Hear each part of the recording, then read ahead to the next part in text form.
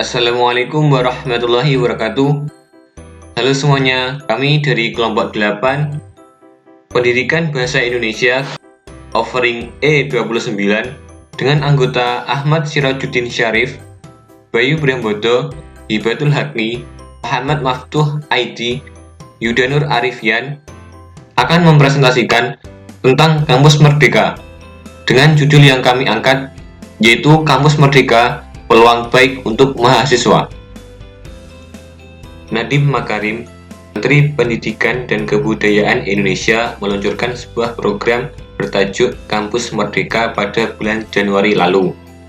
Sesuai namanya, Kampus Merdeka bertujuan untuk menciptakan perguruan tinggi yang memberi kemerdekaan belajar bagi mahasiswa. Melalui program ini, Kementerian Pendidikan dan Kebudayaan juga berharap perguruan tinggi di Indonesia bisa berdiri secara otonom.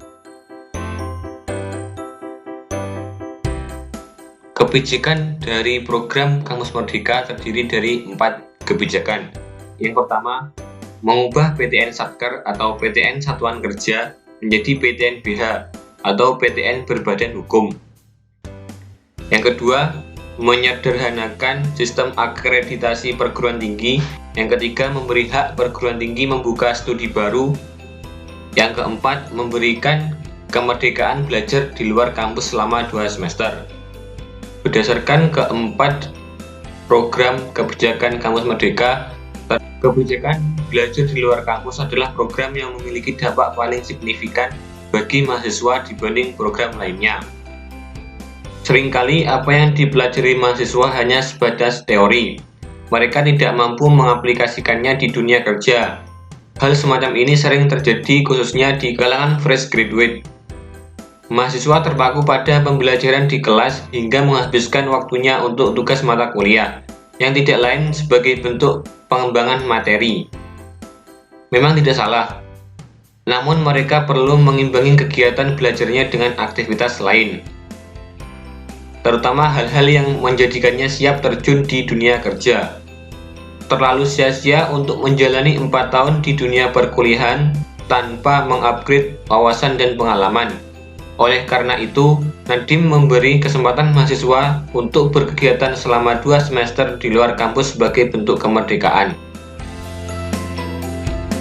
Kegiatan belajar di luar kampus bisa bermacam-macam. Perguruan tinggi mewajibkan mahasiswa ikut kegiatan tertentu atau menyediakan kesempatan yang bersifat opsional dalam mendukung kebijakan. Dengan begitu, mereka dapat menentukan sendiri bagaimana cara memanfaatkan keleluasaan yang diberikan pemerintah.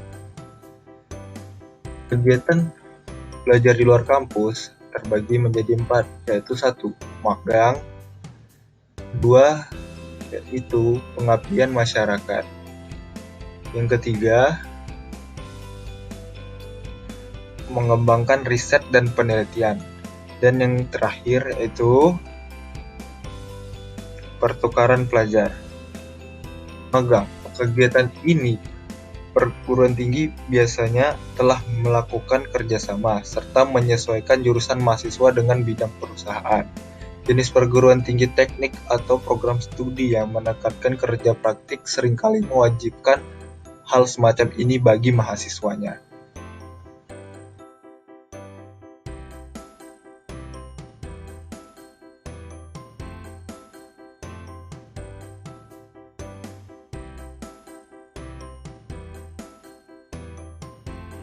Kegiatan belajar di luar kampus yang kedua ialah pengabdian masyarakat. Pengabdian masyarakat pun dapat beragam, seperti mengajar di daerah yang minim fasilitas pendidikan dan membantu pengembangan sentra industri lokal atau usaha kecil menengah di masyarakat. Pada masa pandemi seperti ini, kegiatan pengabdian pun lebih bervariasi. Misalnya, menjadi relawan COVID-19 dalam rangka menanggulangi ancaman virus COVID-19. Dan yang ketiga ialah riset dan penelitian. Pengembangan riset dan penelitian juga dikategorikan sebagai kegiatan belajar di luar kampus, karena mahasiswa dapat mengembangkan baik skill maupun minatnya di bidang ristek sekaligus berkontribusi dalam menyumbang inovasi. Dan yang keempat ialah pertukaran pelajar. Program ini juga banyak dilakukan pada masing-masing kampus yang dikenal dengan istilah exchange program, yaitu pertukaran dengan perguruan tinggi luar negeri. Tetapi antar perguruan tinggi dalam negeri masih sangat sedikit jumlahnya, masih sangat sedikit untuk dilakukan. Pertukaran mahasiswa di dalam negeri ini juga bertujuan untuk meningkatkan rasa toleransi dan meningkatkan rasa saling menghargai dalam segala aspek kehidupan. Dengan adanya kebijakan ini, perguruan tinggi yang memfokuskan mahasiswa pada kegiatan akademik akan mengubah sistem itu untuk menyeimbangkan kemampuan akademik dan non-akademik mahasiswanya. Misalnya, perguruan tinggi yang semula menetapkan standar kelulusan hanya dari IP akan menambah syarat kelulusan dengan nilai minimum keaktifan mahasiswa di bidang ekstrakurikuler atau pengabdian. Dengan begitu, mahasiswa tidak hanya pintar, namun juga mampu bersosialisasi dengan baik. Kegiatan ini juga melatih mereka untuk senantiasa tanggap dan berpikir kritis, karena berhadapan dengan masalah-masalah yang tidak ditemui di kampus. Mereka juga mendapat kesempatan untuk memprediksi bagaimana nantinya kehidupan pasca kampus. Kampus Merdeka akan menciptakan mahasiswa yang mandiri dan membantunya agar lebih siap menghadapi dunia kerja. Selain memberi hak untuk mengambil kegiatan di luar kampus, program ini juga menyediakan kesempatan mahasiswa untuk mengambil SKS di prodi lain sebanyak 1 semester.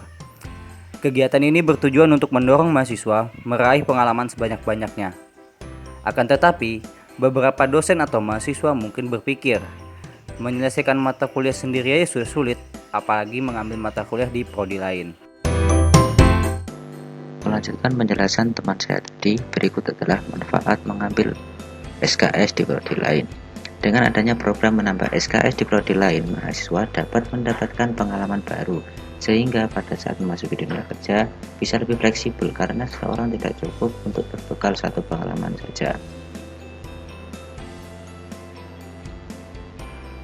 Dengan adanya program Kampus Merdeka sangat menguntungkan bagi mahasiswa karena dapat mendapatkan lebih banyak pengalaman dari berbagai bidang, melatih hard skill dan soft skill untuk mahasiswa. Dan yang terakhir, kebijakan Kampus Merdeka dapat dijadikan sarana memperbaiki kualitas sarjana di Indonesia.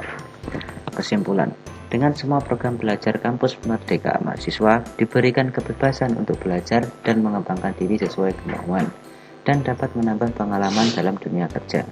Hal ini juga harus dibarengi dengan perguruan tinggi yang mendorong mahasiswa untuk aktif. Selain itu, dukungan pihak luar terkait program ini juga sangat penting agar program ini cepat terrealisasikan. Oleh karena itu, dibutuhkan kerjasama yang baik dari berbagai pihak untuk menciptakan bangsa yang merdeka. Sekian presentasi dari kelompok kami. Mohon maaf apabila terjadi kesalahan. Terima kasih.